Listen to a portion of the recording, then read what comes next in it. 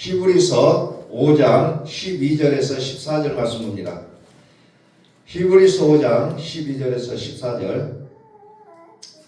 때가 오래되었으므로 너희가 마땅히 선생이 되었을 터인데 너희가 다시 하나님의 말씀의 처벌에 대하여 누구에게서 가르침을 받아야 할 처지이니 단단한 음식은 못 먹고 젖이나 먹어야 할 자가 되었도다. 이는 젖을 먹는 자마다 어린아이니 의의 말씀을 경험하지 못한 자요. 단단한 음식은 장성한 자의 것이니 그들은 지각을 사용함으로 연단을 받아 선악을 분별하는 자들이니라. 아멘. 찬송합니다. 한번 선포합니다. 하나님은 살아계십니다. 하나님은 살아계십니다.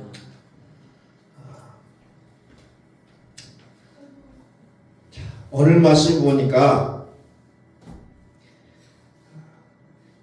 너희가 마땅히 선생이 되었을 터인데 라고 말씀이 나옵니다. 선생된 믿음을 가져야 되는데 여전히 어린아이의 믿음이라는 거예요. 오늘 하나님께서 한국 교회를 보시면서 하시는 말씀이 어떻게 보면 이 말씀일 것 같아요. 너희가 마땅히 선생이 되었을 터인데 너희가 다시 하나님의 말씀의 초보에 대해 누구에게서 가르침을 받아야 할 처지다.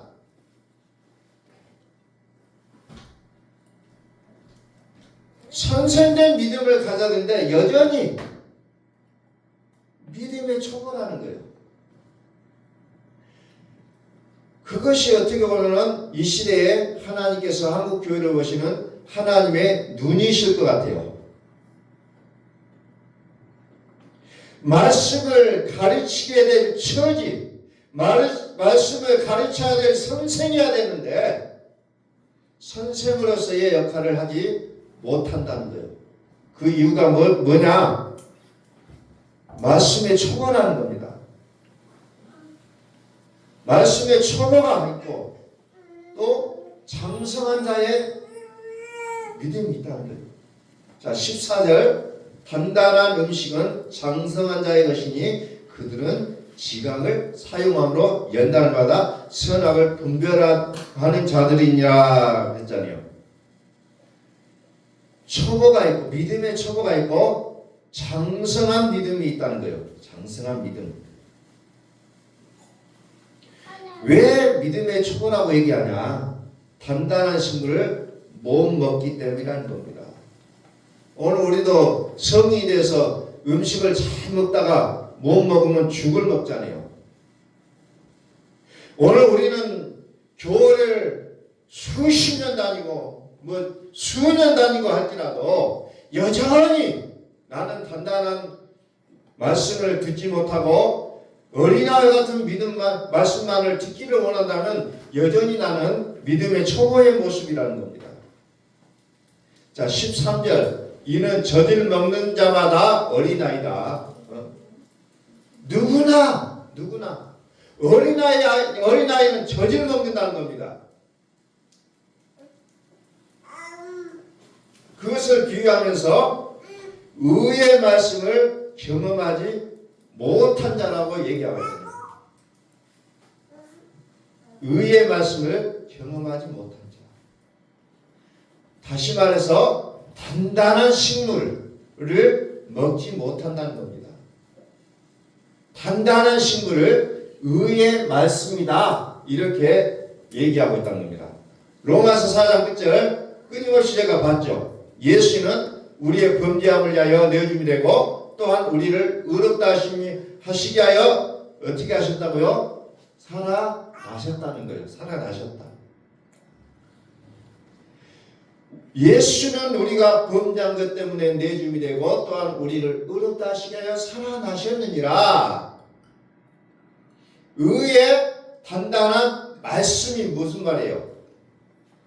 우리는 하나님의 말씀을 믿고 하나님을 알고 열심히 순종하고 열심히 기도 생활하고 그래서 어떤 일반론적인 삶의 내용의 그 초월적인 병도 고쳐지고 귀신도 쫓아내고 영계의 부분을 넘나드는 이런 세계를 얘기하지만 어때요? 장성한 자라는 그 믿음의 꼬리표를 달기는 어렵다는 거예요.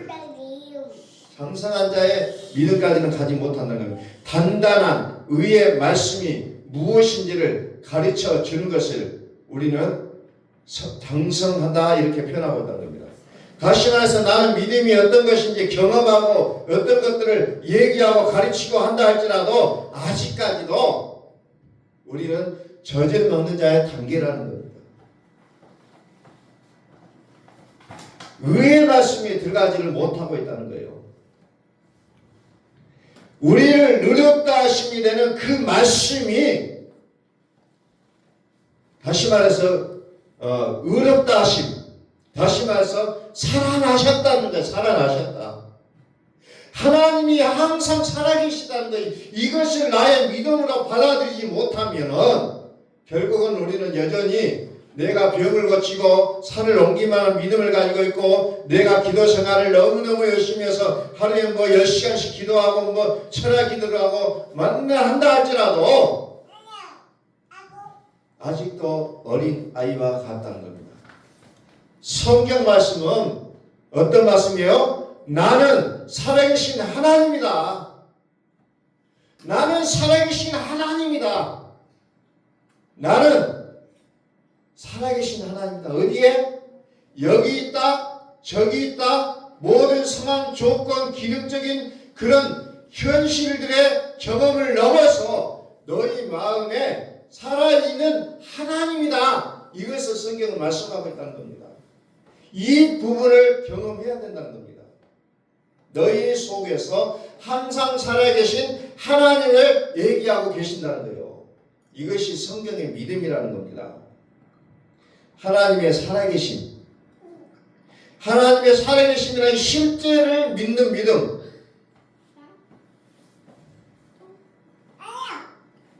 그 믿음으로 나가지 않으면 우리가 쌓아놓는 모든 것들은 바벨탑에 불과하다는 겁니다. 그 내용의 가장 중심에 있는 게 뭐예요? 우리를 의롭게 하게 하여 살아나셨다는 거예요. 우리를 의롭게 하게 살아나셨다. 내가 아닌 하나님이 일일이 살아계시는 것이 나의 의라는 겁니다. 14절에 단단한 식물을 얘기하고 있다는 겁니다. 의의 말씀, 살아계심, 일일이 하나님 우리 안에서 살아계시는 거라는 거예요. 단단한 식물은 이 의의 말씀을 경험케 되기를 원하는 말씀이라는 겁니다. 장성한 자이건 장성한 자이건 식물이란 아무나 단단한 식물이라는 것은 아무나 먹는 것이 아니라는 거예요. 단단한 식물을 먹는 자, 즉 장성한 자는 지각을 사용함으로써 무엇을 해요? 연단을 받게 되어 선악을 어떻게 된다고요? 분별하는 자다. 이렇게 얘기하고 있다는 겁니다. 궁극의 연단을 받는다는 것은 뭐예요? 연단, 단단한 식물, 의의 말씀. 다시 말해서 이제 내가 주인으로 모든 것에서 주인으로 살아왔던 나의 것을 내려놓는 거예요. 이게 우리는 연단받았다고 얘기합니다. 그래서 그것을 위해서 끊임없이 죽여간다는 거예요. 끊임없이. 그래서 우리 환경을 통해서 나를 죽이는 거예요. 대인관계 속에서 그건 나를 죽이는 과정들이라는 겁니다. 그것을 우리는 연단이라고 이렇게 표현하고 있다는 겁니다. 하나님이 살아계시다는데요. 다시 말씀드립니다. 어디에서? 하나님이 살아계시면 여기 있다 저기 있다 아니라 바로 너희 가운데 우리 마음 가운데 있으시다는 거예요. 그러면 여기에서 연단은 엄청난 연단이 일어나게 되어 있다는 거예요. 우리는 그것을 환난이라는 말을 쓰고 있어요. 하나님이 살아계시는 모습이 나의 식물이 되고 나의 온통의 삶에 경험되기를 원하는 믿음의 모습이라는 것을 얘기하고 있다는 겁니다. 얼마 전에 이제 교황이 이제 소천하는 그런 내용들이 이제 전달됐잖아요. 그분은 이제 연약한 자를 굉장히 관심을 많이 갖는 분이었다고 얘기하고 있어요. 피난민들, 난민들을 교육청으로 불러들여서 대접하고 또 난민들과 가족과 연락이 끊어져 있기 때문에 전화 카드를 만들어서 전화도 하게 하고 가장 어찌 보면 연약한 자들과 함께 살아왔고 죽은 이후에 주머니에 있는 돈을 확인해 보니까 뭐 14만 원, 우리나라 돈으로 말하면 14만 원밖에 없었더라. 그러면서 또 다른 얘기가 무슨 얘기, 어떤 얘기냐면은 장례 비용도 교양청에서 장례 비용을 대지 마라. 내가 이미 섭외해 놨으니까 그 사람에게 가서 돈을 받아다가 장례를 치러라. 그리고 작은 어떤 이제 그런 내용들을 쭉 매스컴에서 보도하는 내용들을 봤습니다.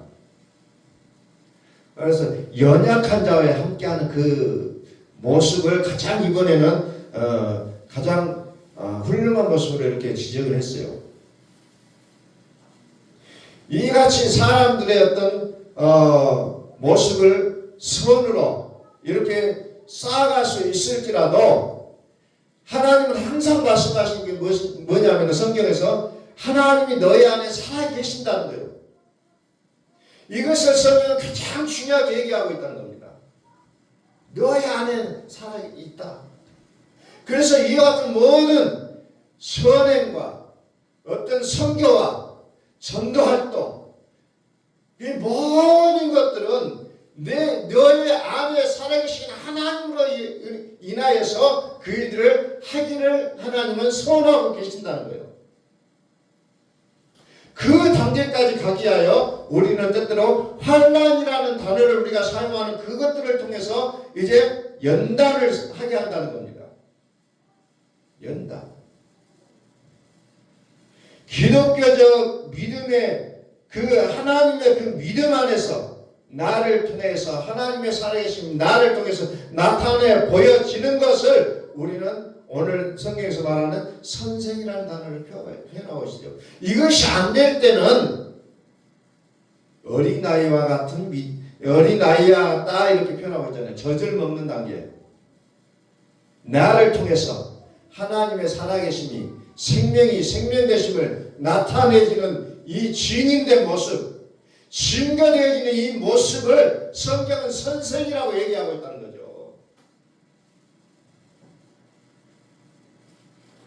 선생이라는 단어를 표현하고 있습니다. 나를 통하여서 살아계신 하나님의 증거되어지는 이 모습이 있어야 된다는 겁니다. 오늘날에 우리 한국의 이 정치적인 상황들을 너무나도 잘 알고 있어요.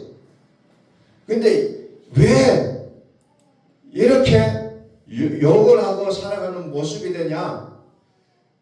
그 정치인의 모습으로, 국회의원의 모습으로, 총리의 모습으로, 대통령의 모습으로 살아가지 못하기 때문에 어떻게 보면은 국민들의 탄생이 나오고 아픔이 나오고 이런 모습들이 나오게 되어 있다는 거죠. 또 정치인의 모습, 또 종교인들의 모습들, 목사, 신부, 스님 이런 모든 부분들 이들이 자신의 그 포지션에 맞는 모습을 했을 때에 나라 전체가 안정되게 살아갈 수가 있다는 거예요. 그런데 그렇지 못할 때는 너무나도 괴로운 그런 대한민국의 모습을 보여주고 있다는 겁니다. 이것은 너의 모습이 아니라 너의 문제가 아니라 곧 나의 문제라는 것을 우리는 인식을 해야 된다는 겁니다.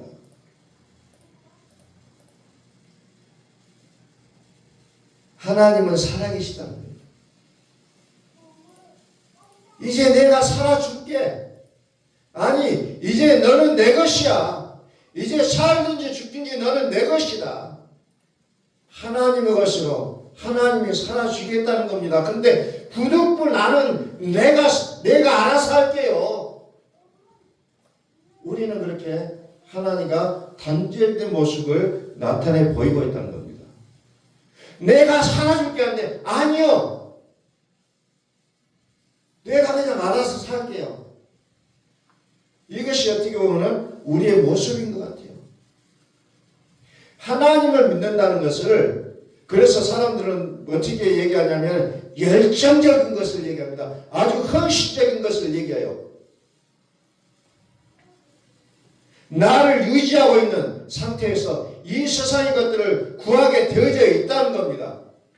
기능적이든 물리적이든 어떤 축복이라고 말할 수 있는 모든 것들의 모든 풍부한 모습이라 하더라도 모든 것이 우리에게 축적되고 경험될수록 그거에 교만으로 나오고 높아지고 자랑하게 되고 왜? 나를 유지하고 그런 모든 기능 물리적인 경험들을 경험하고 쌓아질수록 높아지게 되어 있다는 겁니다. 그래서 하나님이 살아계시다 하시는 이 말씀을 듣는 이들에게 있어서 행해야 될 우리 안에서 행해져야 될 이루어져야 될 그 모든 것들이 대충돌이 일어나고 있다는 겁니다. 네가 살아가는 것이 아니라 하나님이 살아주시겠다는 거야. 이렇게 복음이 나타나니까 이것을 신뢰한다는 거죠. 대충돌이 일어난다는 겁니다. 그래서 우리는 연단을 받게 되어 있다는 거죠. 그것을 끌어놓게 한 하나님의 장치예요. 자, 마태복음 18장 3절을 한번 봅니다. 마태복음 18장 3절 봅니다. 그럼 이르시되 진실로 너희에게 이르노니 너희가 돌이켜 어린아이들과 같이 되지 아니하면 결단코 천국에 들어가지 못하리라. 천국은 죽어서 가는 것이 아니고 천국은 천국된 자가 천국 간다는 거예요. 그럼 천국이 뭐예요? 천국, 하늘나라, 하나님이 하나님이 왕이 되시는 나라, 왕국, 바실레야, 왕이 다스리시고 통치하시고 항상 살아계신 현장이 천국이라는 거예요. 그런데 우리는 자꾸 죽어서 가는 천국을 얘기하고 있다는 겁니다. 절대 죽어서 못 가요. 천국이 된 자만이 천국에 갈 수가 있다는 거예요. 4절 그러므로 누구든지 이 어린아이와 같이 자기를 낮추는 사람이 천국에서 큰 자니라. 자, 낮추는 자, 낮추는 사람. 낮추는 자가 천국에 간다는 거예요. 이게 연단이라는 겁니다. 이게 연단이에요. 살아계신 하심을 믿는 것, 그것을 믿는 것이 성경 말씀이고 복음이라는 겁니다. 이게 단단한 식물이에요. 단단한 식물. 의의 말씀. 너희가 온통 주의로 너희의 모든 정과 욕심을 열심히 살아내었던 너희들의 삶에서 이제 하나님의 살아계심이라는 그 말씀이 대충돌이 일어난다는 겁니다. 여전히 나는 내가 알아서 살게요. 우리는 여전히 이 포지션을 가지고 있다는 거예요. 그래서 연단이라는 게 오게 됐다는 겁니다. 하나님의 천국, 하나님이 살아계심을 아는 것, 하나님이 나는 여기 있다 저기 있다 아니라 너희 안에 있다. 이게 성경의 가르침이에요. 천국의 믿음의 말씀의 그 성령님은 생명의 성령이에요. 기능적이고 은사적인 그런 성령이 아니라 생명의 성령이라는 것을 성경은 얘기하고 있습니다. 그래서 이것이 되기 위하여 낮추는 하나님의 그 일들을 보게 됩니다. 그래서 낮춰서 결국은 뭐가 돼요? 어린아이가 돼야 된다는 겁니다. 어린아이. 내가 살아왔었던 것들을 경험했고 하나님의 살아계심을 알고 또 알고 경험하고 그래서 하나님의 살아계심을 위해서 나를 낮추고 나를 버리고 이 시름을 가까이 이제 기꺼이 연단을 감당하게 한다는 겁니다. 우리 한번 선포합니다. 당신이 주인공이십니다. 잘 되고 있습니다. 바로 그게 기독교예요. 오늘 자꾸 내가 하는 기독교만 배웠어요. 내가 해내야 된다. 열정적으로 믿음 생활을 해야 된다. 그래서 우리는 그런 분들을 보면 존경해요. 와, 저분 대단하다. 근데 하나님 보실 때는 빵점일 때가 있다는 겁니다.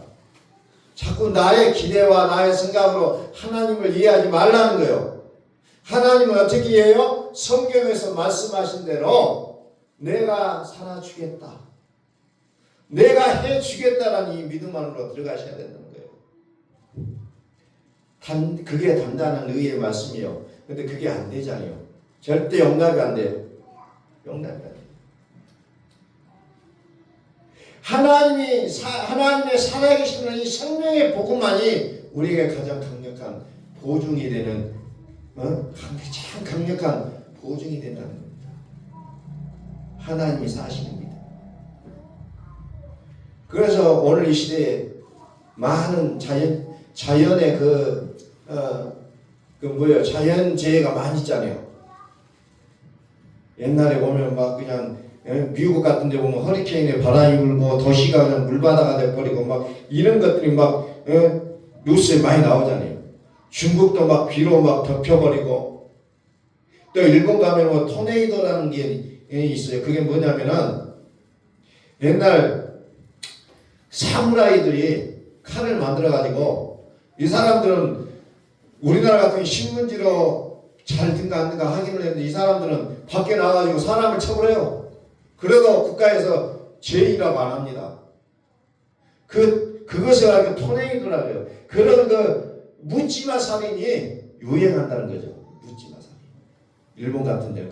그게 성경에 있어, 옛날부터서.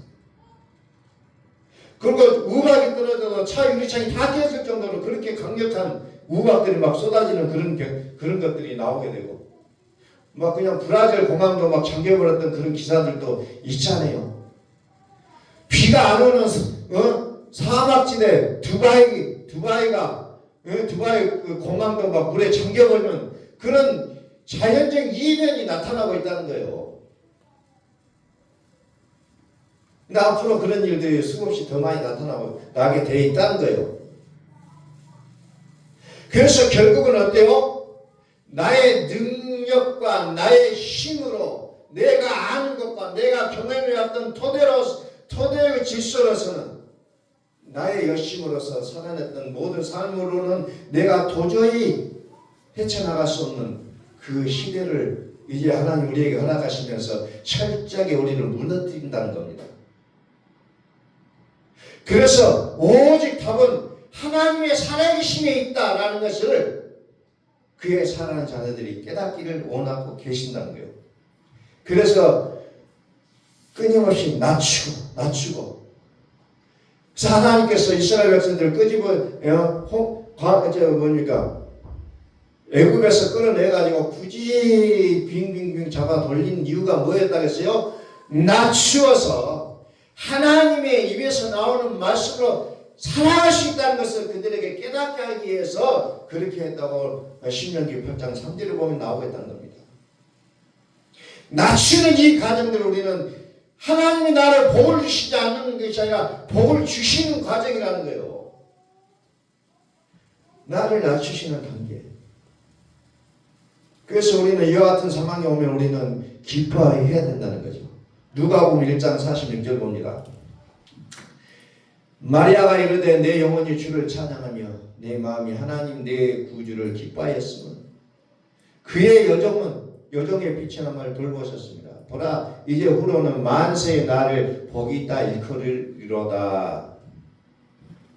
마리아가 내 영혼이 주를 찬양, 내 마음이 하나님 내 구주를 기뻐했습니다. 그렇게 해주죠.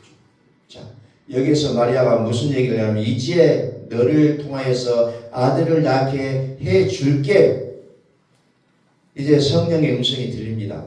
그때 마리아가 뭐라고 합니까? 나는 사내를 알지 못하는데 어찌 아이를 가질 수 있겠사옵나이까. 그래서 주의 천사가 또 나타나서 마리아에게 그런 얘기를 하자. 마리아가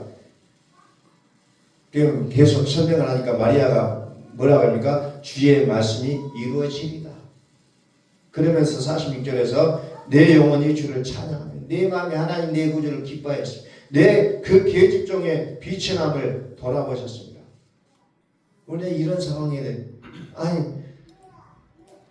결혼도 하지 않았는데 그냥 하여튼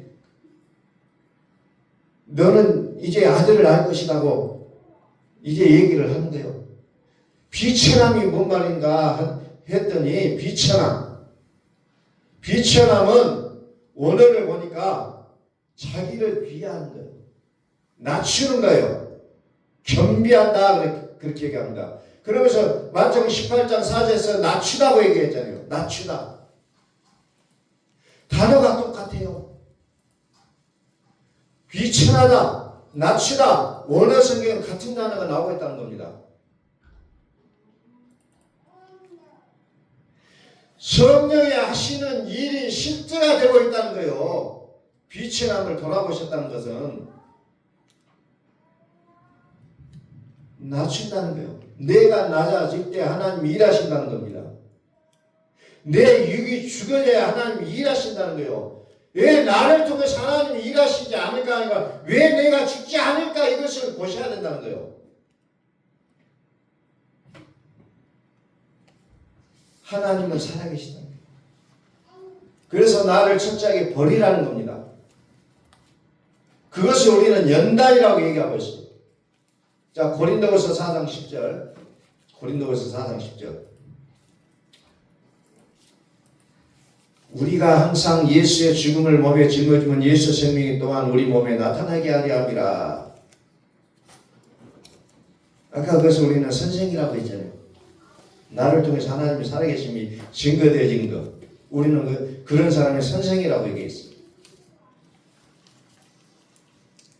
그래서 우리는 낮추고 또 낮추고 기꺼이 하나님의 살아계심을 믿는 믿음으로 인해서 나를 낮추는 작업을 해야 된다는 겁니다. 내가 살아주겠다. 연단을 기꺼이 감당하는 것이 상승한 자의 믿음이라는 겁니다. 11절 우리 살아있는 자가 항상 예수를 위하여 죽음에 넘겨지면 예수의 생명이 또한 우리 죽을 육체에 나타나게 하려 함이라. 육체에 나타나게 하려 함이라. 이게 법칙이라는 겁니다. 그러니 죽는 것이 억울한 것이 아니라는 거예요. 기꺼이 연단이 기꺼이 감당되어지는 믿음이 있어야 된다는 거죠. 자, 오늘 애들이 와서 또 애들 소리도 우리가 듣는데, 자, 출산하는 엄마가 너무 고통스러워요. 나 이제 얘기 안 나. 얘기 낳다가 얘기 안 난다고 소리 지르고 그만둬 버리면 아마 그런 엄마가 없을 거예요, 이 세상에. 새 생명을 위한 그 수고로움의 연단을 힘들다 해서 나 애 안 낳는다. 그런 게 아니라는 게 이 수고로움을 통하여서 생명이 나오잖아요. 이 수고로움을 통해서. 내가 정신이 다 혼미해서 기절할 정도가 된다 할지라도 결국은 엄마는 포기하지 않고 아이를 낳는 게 정상이라는 겁니다. 그래서 나를 낮추는 일, 연단을 기꺼이 하나님의 살아계심을 위한 그 부분을 멈추지 않는 일은 이 죽을 육체에 예수 생명이 나타나게 하려는 거라는 거죠. 그것 때문에 엄마가 아이의 생명을 낳으려고 그 고통을 참는 것처럼 우리는 나를 통해서 예수가 나타나게 하기 위해서 우리는 매 순간순간마다 참을 수 있어야 된다는 겁니다. 요한일서 5장 8절. 요한일서 5장 8절. 성령과 물과 피라 또한 이 셋은 합하여 하나이니라. 이 셋이 합하여 하나가 된다는 겁니다. 성령과 물과 피라. 또한 이 셋이 합하여 하나라는 거예요. 하나. 셋이 하나가 되는 단계, 이것을 영생이라고 얘기합니다. 영생은 뭐냐 하니까 참 하나님이에요. 참 하나님. 영생이 뭐냐? 영원한 생명이에요. 이렇게 말하면 정답 아니에요. 참 하나님이에요. 참 하나님. 그동안에 하나님을 믿어왔었던 모든 그 열정과 경험과 체험적인 믿음이 뭔데요? 그것도 하나님을 믿었다는 거예요. 그런데 또 참 하나님이 있다는 거예요. 참 하나님. 참 하나님은 뭐예요? 진리예요. 진리. 진리를 알지니 너희가 진리가 너희를 자유케 하리라. 진리. 하나님을 알고 하나님을 말하고 하나님을 믿는데 그런데 진리 참이 아니라는 거예요. 거짓에 있다는 거예요. 그래서 하늘에는 많은 신들이 있다고 했잖아요. 많은 신들이 있어요. 그러나 참 신이 있다는 거예요. 하나님을 말하고 하나님을 믿는데 그런데 진리가 없다는 거예요. 많은 사람들이 교회를 다니면서 하나님을 알고 하나님을 믿는다고 하는데 참 진리가 없다. 참 진리. 하나님을 믿기는 믿는데 거룩하고 의로움으로 열심히 살기는 살아가는데 누가 산다고요? 육이 살아요. 내가 살아내고 있었던 믿음을 얘기하고 있다는 거예요. 하나님을 믿고 있어요. 하나님도 있고 또 나의 영적인 주인은 너희는 너희 아비 마귀에게 있느니라. 어찌 우상과 벨리알과 거짓이 같이 일치가 될 수 있으리요. 요 상태를 하나님을 말하고 하나님을 믿지만 아직 거짓이라는 그 부분이 장악하고 있다는 겁니다. 그래서 참 하나님을 알아야 된다. 참 하나님. 참 하나님 뭐라고 했어요? 진리예요. 진리. 참 진리. 하나님이 나의 속에서 나의 마음에서 나의 믿음의 주권자로서 하나님이 영원한 생명 살아계시는 하나님의 그 놀라운 인격적인 생명이 나를 일일이 주장해 주세요. 나를 증거해 준다고 하잖아요. 하늘과 땅과 땅 아래의 영과 땅 위에 모든 영들에게 나를 주장해 주신다는 거예요. 하나님이 나를 위하여 주장하시는 그 주장이 생명의 놀라운 능력이 나타나기를 간절히 소망합니다. 그래서 하나님, 그리스도, 예수 이 증거하는 이가 셋인데 하나가 될 때 성경은 영생이라고 얘기하고 있다는 겁니다. 이 단계로 들어가기까지 우리를 낮추고 이제 연단한다는 겁니다. 연단. 주 예수를 믿으라. 그리하면 너와 내 집이 구원을 얻으리라. 나의 이 육신적인 죄인된 삶을 위하여 대신 죽으셨다는 겁니다. 이 믿음의 보증이 돼야 온통 내가 죽어진 믿음이 아구까지 차야 이제 죽은 자 가운데서 다시 어떻게 된다고 다시 살아나겠다는 거예요. 다시 살아나시는 이름을 우리는 그리스도라고 얘기하고 있잖아요. 그리스도.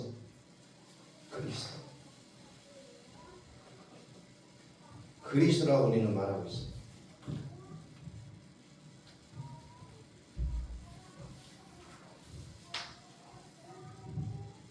자, 마지막으로 로마서 6장 22절 말씀 보고 말씀을 정리하겠습니다. 로마서 6장 22절. 그러나 이제는 너희가 죄로부터 해방되고 하나님께 종이 되어 거룩함에 이르는 열매를 맺었으니 그 마지막은 영생이라. 법칙이에요. 법칙. 하나님께 종이 되어 거룩함에 이르는 열매를 얻었으니 법칙으로 나오고 있습니다. 이 열매가 되어야 마지막이 뭐라고요? 영생이라고 얘기하잖아요. 그 마지막은 영생이라. 영생은 하나님의 살아계시다 하시는 그 일일이 하나님의 통치적인 믿음을 얘기하고 있다는 겁니다. 이 통치적인 믿음, 하나님은 증거를 원하고 계시다는 겁니다. 하나님이 살아계시다. 증거를 가졌느냐 안 가졌느냐 이걸 보고 이제 하나님이 영생이 되어준다는 거예요. 증거하는 이가 셋이 하나가 되고 이 놀라운 일을 성경은 법칙으로 얘기하고 있다는 겁니다. 그러나 이제는 너희가 죄로부터 해방되고 하나님께 정이 되어 거룩함에 이르는 열매를 맺었으니 그 마지막은 영생이라. 거룩함에 이르는 열매의 이름이 뭐예요? 영생이라는 열매가 나온다는 거예요. 그래서 우리의 믿음이 뭐냐? 우리 안에서 영원토록 떠나지 아니하시고 항상 살아계시는 하나님 나라의 뜻이 이루어지는 것이 우리의 믿음의 궁극적인 거라는 겁니다. 우리의 믿음. 우리 다시 한번 선포합니다. 하나님은 살아계십니다. 성경은 이것을 말씀하고 계신다고요. 이 믿음이 우리의 믿음이 되고 우리의 삶이 되시기를 예수 그리스도 이름으로 선포합니다. 기도하겠습니다.